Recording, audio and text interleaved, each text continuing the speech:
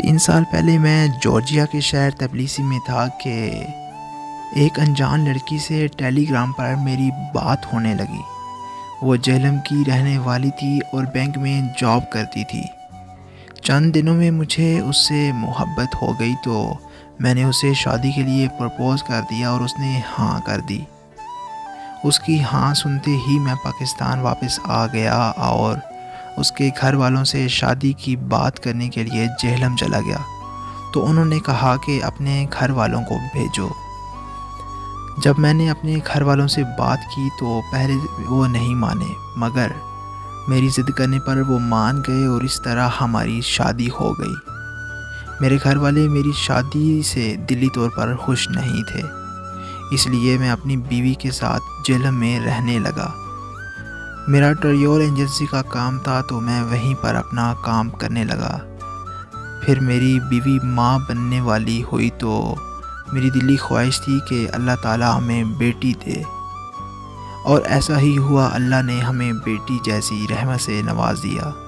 زندگی بڑی ہنسی خوشی اور مزے میں گزر رہی تھی کہ ٹریول ایجنسی کے کاروباری میں مجھے نقصان ہو گیا، جس کی وجہ سے میں بہت سارے لوگوں کا قرض دار ہو گیا۔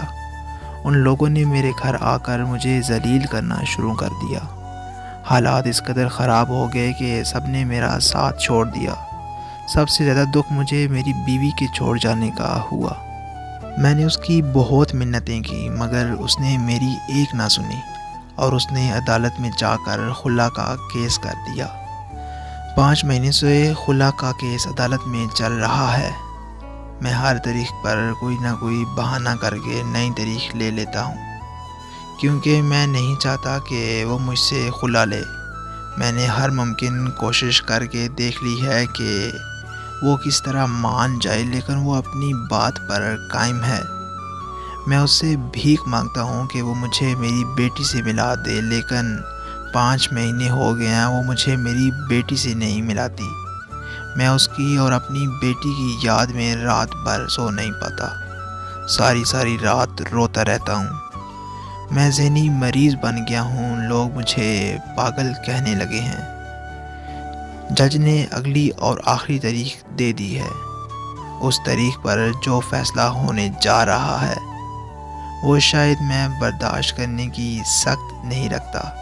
مجھے لگتا ہے تب یا تو میں مر جاؤں گا یا خود کو مار لوں گا، کیونکہ اس کے اور اپنی بیٹی کے بغیر میرا اس دنیا میں کوئی وجود نہیں ہے۔